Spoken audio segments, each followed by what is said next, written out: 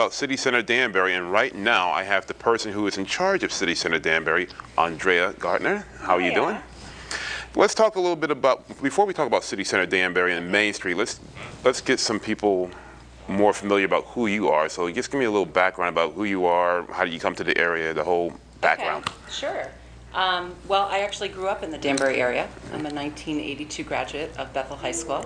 Okay. And when I lived here and grew up downtown, in and around downtown, I spent, for example, I remember the Caravat School of Music and took my accordion lessons there. Mm-hmm. And it was a ritual for my mother and I to go to Howland's department store to go school shopping and get my hair cut and get a little something to eat afterwards. When I got a little older, it was Village Silver and Jimmy's Army and Navy. Mm-hmm. So I have very, very fond memories of downtown.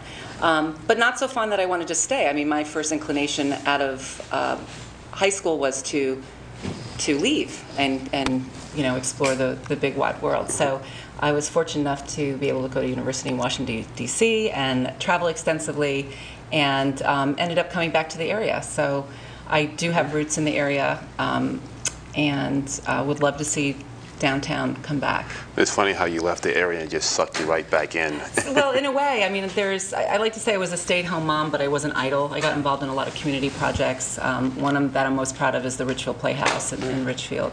And I also got involved during that time with the Playhouse, with a consortium of Eastern Regional Theaters, and really learned how a lot of old theaters throughout the New England region are tied to their downtowns, and how arts and culture can impact an economy downtown. And one thing I also think I learned with my experience at the Richfield Playhouse is that even in a community you don't think needs economic development, the arts can have an impact. Absolutely. In a positive way. Absolutely. I'm a big fan of the arts. I'm avid photographer, and I remember the library place used to do a lot of artwork. Oh yeah, there was Gallery 13. Gallery 13. Mm-hmm. And I used to go there all the time. So I love to see more arts back in the downtown area because I think that's crucial to economic development and revitalizing the downtown district.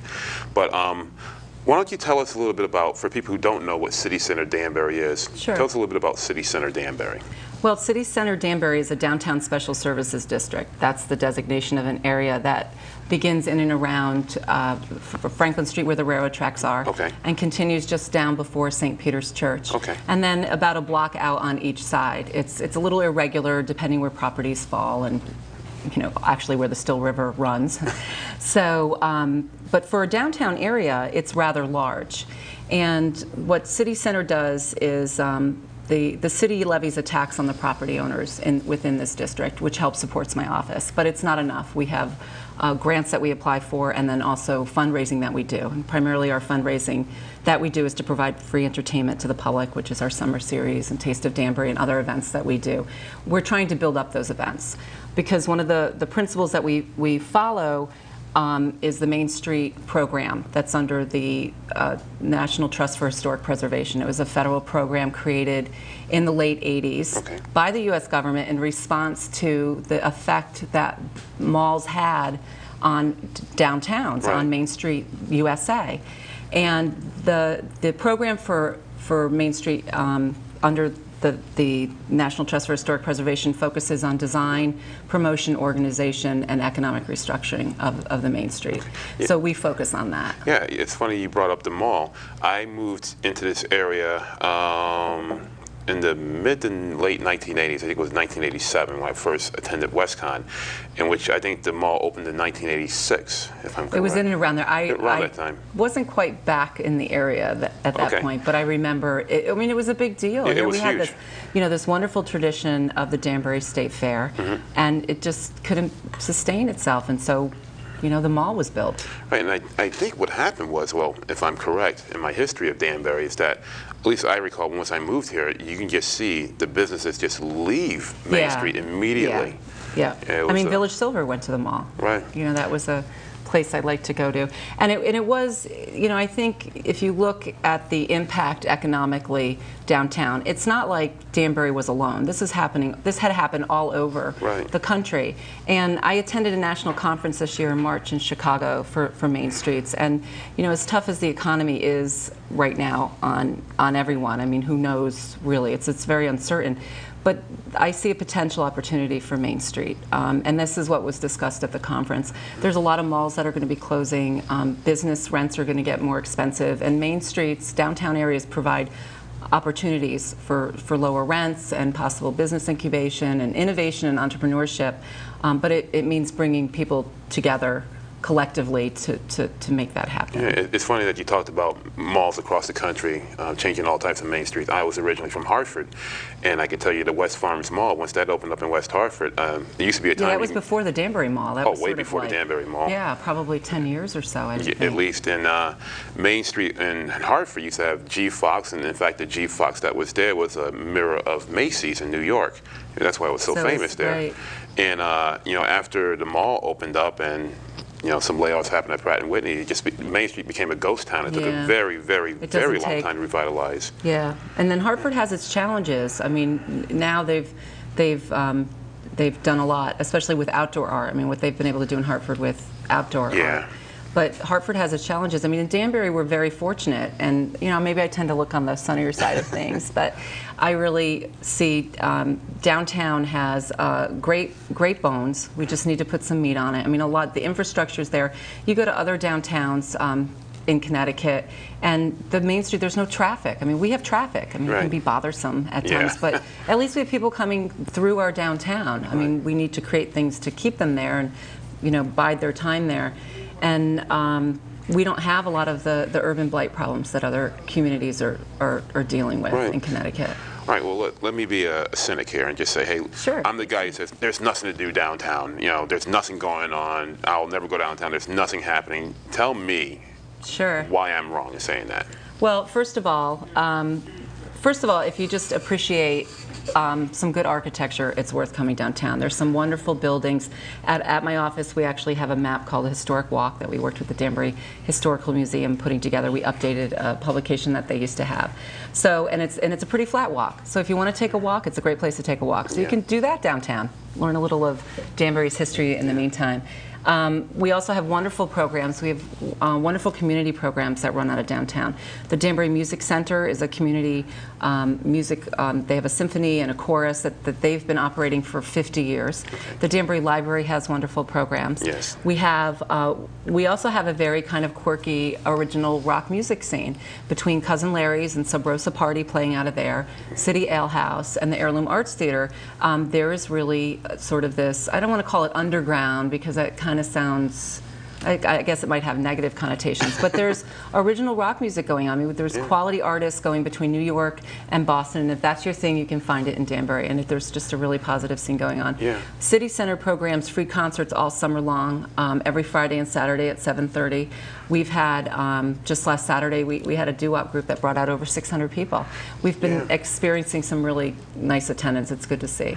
Yeah, real quick on terms of that music scene down at Cousin Larry's, I go down there a lot, especially on Mondays and Wednesdays. I've been involved. Monday open mic, I think? Monday's open mic, and Sub Rosa's on Wednesdays. And going back, even further back than that, I have always been somewhat part of the music scene. I remember groups back in the early 90s such as Monsterland and Creature Did and Bunny Brains and Those are great names. Great names. I don't know any of those groups. It's just Danbury has a rich history in terms of independent music, and I hope a lot more people will come out to these bands because they are really, really good, and it's just great to see that music is still very much alive in Danbury. And there was a new music component this year for the Connecticut Film Festival too, to really highlight that. I mean, it's just, again, maybe I don't necessarily always understand the music, but I can appreciate the statement it's making and how it's reflective on the musical culture in Danbury. And it's downtown, despite, there's some obstacles downtown to creating this sort of destination for culture, arts, and entertainment.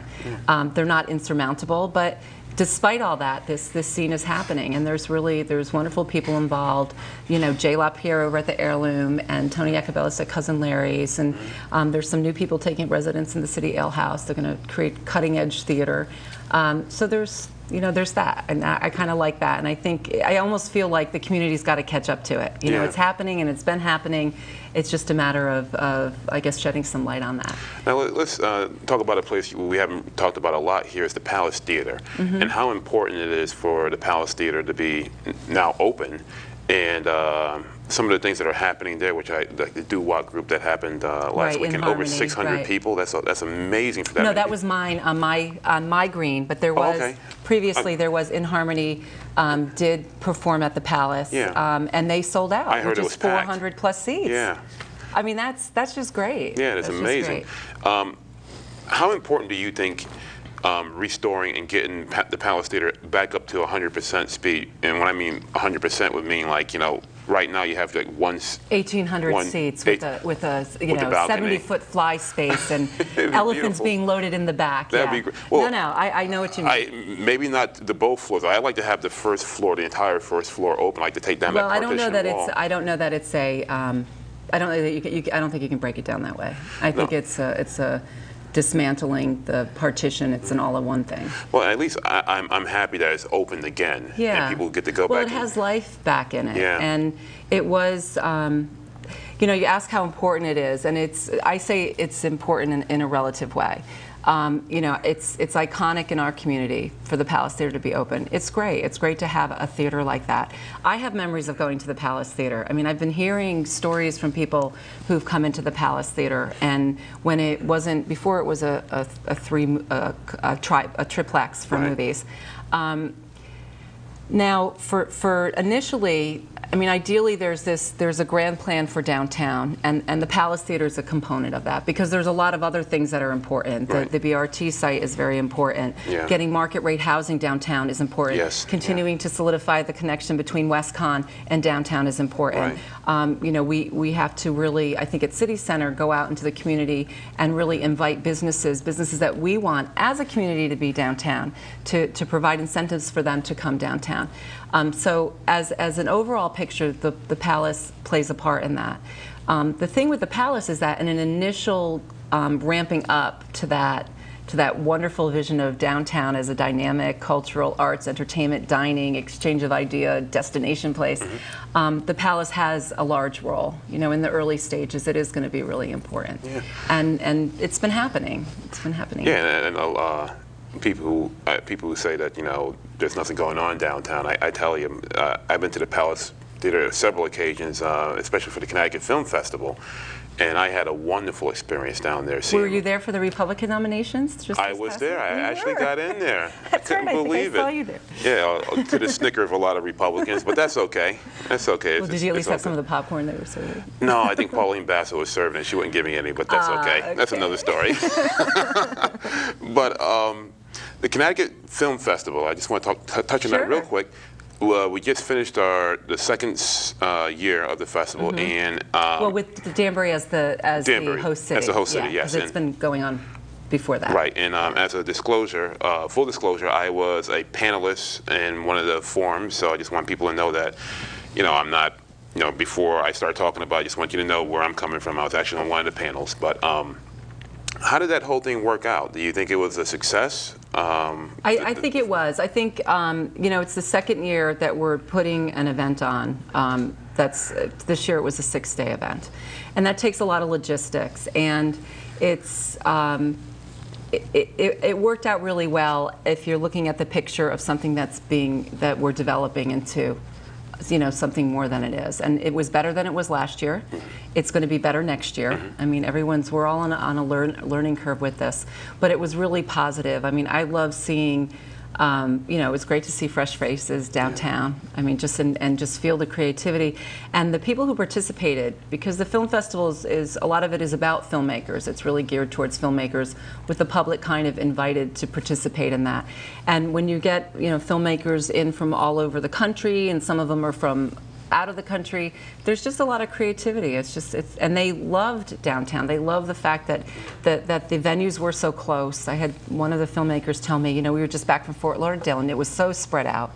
And this is just so great that it's concentrated, and they really felt welcome. I mean, there was a strong presence of the community there, saying, you know, so glad to have you here. Yeah, it was great, and you're right. I was able to, unlike last year where I didn't attend a lot, this year I went to a lot of different events, and it was very cool that everything was relatively in walking distance. Right. And you can see a lot of people walking around and taking in all the events that are happening in the area, and going into a lot of these different buildings which are historic, like the Palace Theater. I went to one thing at the Polish American Club, which has history also, and it was just amazing to go through to see Danbury alive and awake, and people really taking in the whole downtown area. And so I thought it was a success. There are some things I hope they will improve on in the future, and I'm sure they will, because we're still in the beginning stages. It's still growing. I mean, it was definitely, there was a lot of consideration given to, you know, it's glad to hear that you were participating in more of the events, because that was a lot of consideration was given to that, like what's going to appeal people to participate.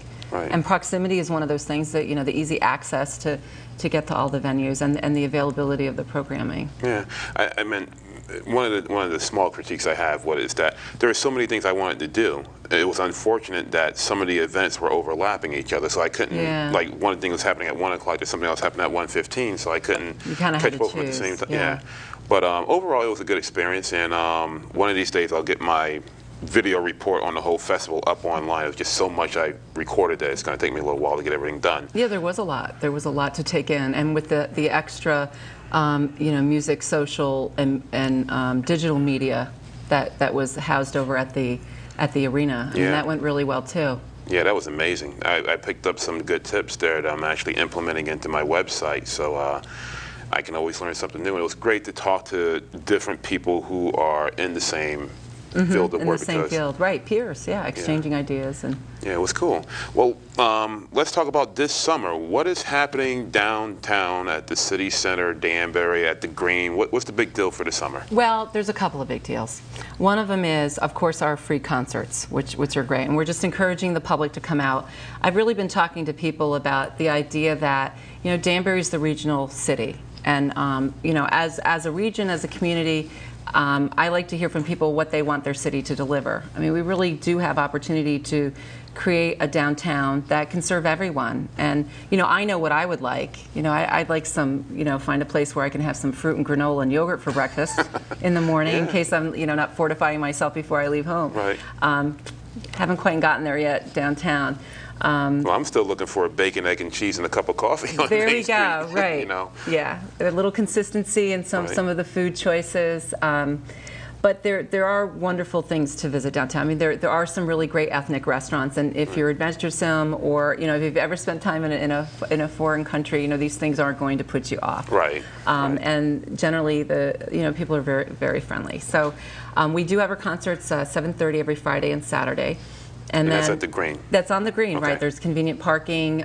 Street side parking is free after 5:30. You know, you could maybe get some parking karma and park on Main Street or on the side street. Downtown Danbury in general is very, very safe. Yeah. We're one of the safest parts and one of the safest cities in the country. Yes, we are. I've never felt any threat whatsoever, and I've walked around downtown at all sorts of hours and never had a problem.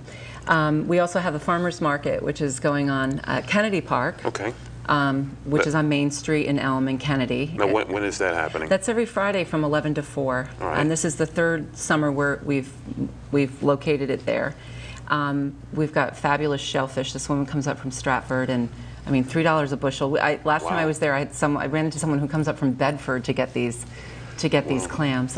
There's some farmers. And what's really exciting is that we're working with a foundation out of Westport called Wholesome Wave, and they're providing a $1-for-$1 match for people in the SNAP program, the food stamp program, and WIC, and also senior food coupons.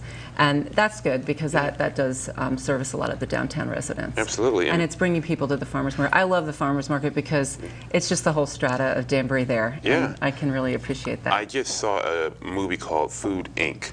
Oh, yeah. I didn't see that one. I saw Away We Go instead. Yeah, after I saw that movie, I was like, you know what? I'm going to the farmer's market. No way. No more agribusiness. No way. Yeah, no way. You don't want Monsanto in my bloodstream. No, I mean, I'm sitting there, I'm looking at my fruit in my refrigerator. I'm like, well, I wonder why it's still good after 3 or 4 weeks. Now I know why. Yeah, I'm going to the farmer's market. I'm picking up my stuff. I'll be there tomorrow. It's good. The closer you are to your food, the better it is for you, like knowing where it comes from. Absolutely. Now, the big thing happening down this summer is the big Taste of Danbury. Yeah, that's What's going on with that? Well, we've been working, me and my office staff, which is a very slim staff, but we both have been trying to work, this is primarily Pat Hembrook and I, on having to create a downtown event that becomes kind of a destination. And we've been tweaking it the last couple of years, and I think we've been doing a good job. The first year that I programmed the Taste of Danbury, Eddie Money was there, and it was great. It was a fabulous evening. I'm looking back at that very fondly. It was a great success, and it told me that people will come downtown. Yeah. Last year we ran into a little bit of a problem with Tropical Storm Hannah. Yeah. But last year we also changed our programming to bring the headline talent in, not just on Saturday night, which had been done in the past, but also on Sunday for a matinee show, like at 2 o'clock. Thank goodness we did that, because we didn't have Saturday at all, and at 2 o'clock last year on Sunday we had Blue Oyster Cult. Yeah. So we had great attendance. It was a beautiful day. I know it was an election year, so that might have had something to do with it, but the Danbury News-Times had a parade that terminated down Taste of Danbury. Yeah. We easily had 10,000 people come through that day. That's great. It was fabulous. So this year we're hoping, I feel like a new benchmark's been set for Sunday, and we're going to keep our fingers crossed about the weather. And we have Southside Johnny and the Asbury Jukes coming for both those days. Okay, great. And that's really good festival music. We also have some local groups playing, and it's 12 to 10 on Saturday, September 12th, and then 12 to 7 on Sunday. Food, we're getting a lot of vendors in. We're getting people who are coming to us now, which is really nice. Good. Now, the vendors all from the Danbury area? Are they They're from the greater Danbury area, yeah. Okay. And what type And some of... people come in with specialty items that just, they're coming in from Bridgeport or something with some specialty items. And we're talking about a wide range of food. Yeah, we're very talking eclectic. a wide range of food. We're talking possibly fried string beans and some Thai food, bubble teas, pulled pork, Brazilian food, Latino food, standard Italian, American fare. Yeah, we're getting a nice variety. That's perfect. Yeah. Now, there's a lot of, besides food, there's different stands and stuff. Like, I remember one time I went there, there was a Tribune newspaper had a stand there. There's some political stuff. Yeah, we offer organizations in the community, not-for-profits especially, a discounted rate, like to be able to set up a table for them. I mean, we charge them like $75 for the 2 days. Okay. We provide them with a table and 2 chairs and the opportunity to just get their word out in the public. And I think that works really well, because a lot of the groups, they get creative, Escape the Arts might do some face painting or have a jumpy jump, or the Danbury Land Trust always has like an interesting exhibit. Right. So we do that, and then we also are available for-profit vendors. That rate's a little more expensive. And then we'll also have crafters, and this year we're looking to bring in amusements for the kids. All right, cool. Now, if people want to find more information on the Taste of Danbury or anything that's happening with City Center Danbury, how can they get in touch with you? Or the best way is probably the website, which is citycenterdanbury.com. Okay. We try to keep it as updated as possible. You can also, there's a click on there to get on our email, and we've been blasting out emails every week talking about concerts and what we're doing. We do have 2 special events coming up. We're going to do a third Thursday family night, August 20th. We're calling it the end of the summer Kids Bash.